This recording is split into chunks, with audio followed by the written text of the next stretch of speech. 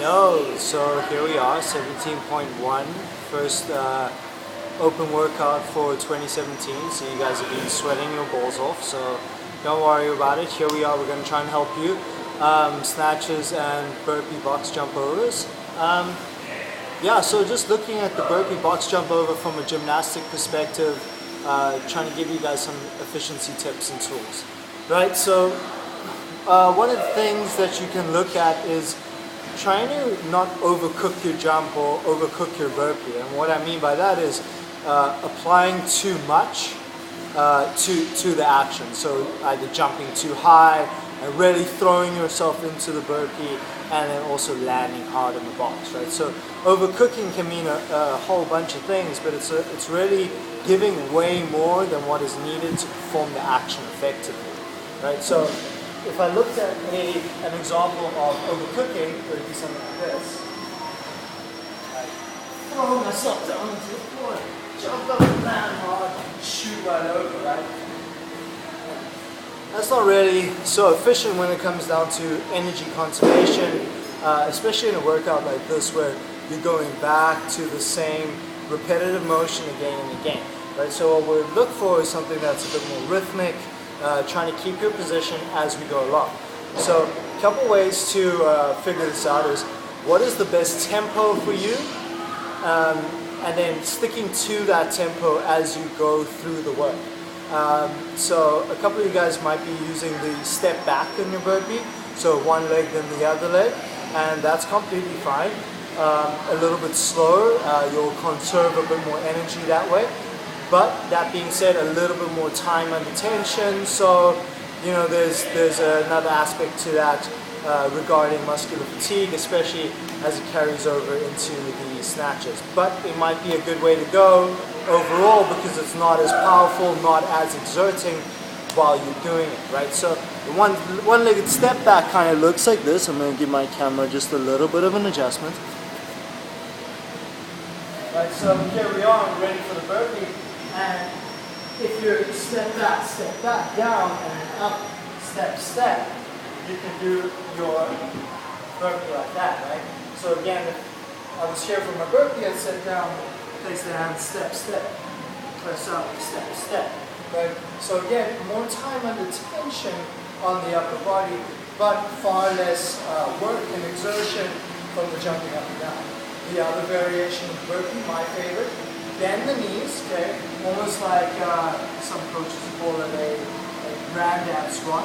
Bend the knees, place the hands down, shoot back. Then you kind of worm pop up, right? So bend the knees, place the hands, shoot back. And to come up, you will worm, right? You'll worm and pop the hips, so you're popping the hips right underneath. Okay. Watch out for legs flailing. Right? That's going to make your legs heavy. It's going to become very inefficient. It's going to be largely unsustainable. So you want to try and keep everything tight. And my favorite saying, tighter is lighter, right?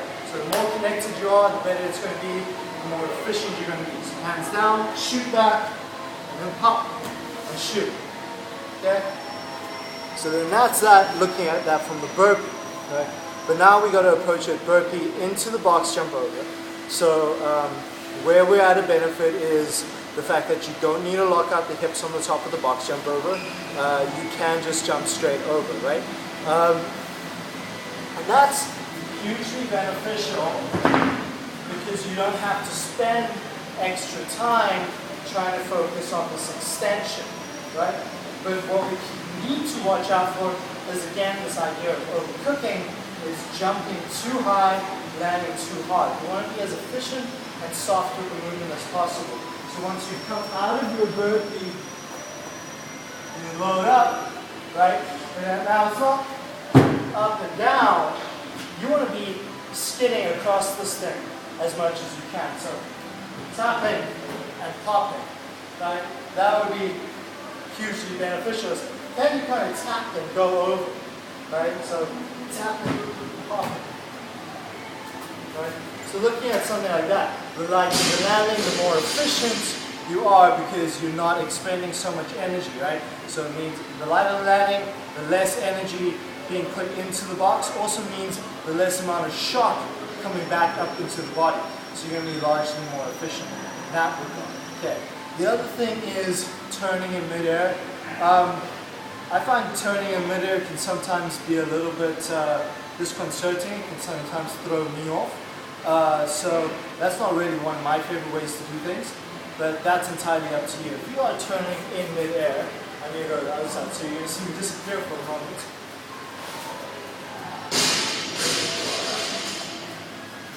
Okay, so here I am on top of the box, right? I'm up over here. And as I'm jumping off of the box, I'm going to turn mid-air to try and face the box the other way so I can save that time that I would need to maybe jump down, then turn, shoot back down, right? So if I'm turning mid-air, I need to be able to swivel at the hips and get myself straight back to the box in one go and down to the burpee. So hugely efficient in terms of time management, but it takes a little bit extra coordination, might throw you off a little bit. Maybe play with that a couple of times before you go into the workout. Try it out, give us a shot. Stay strong, beasts.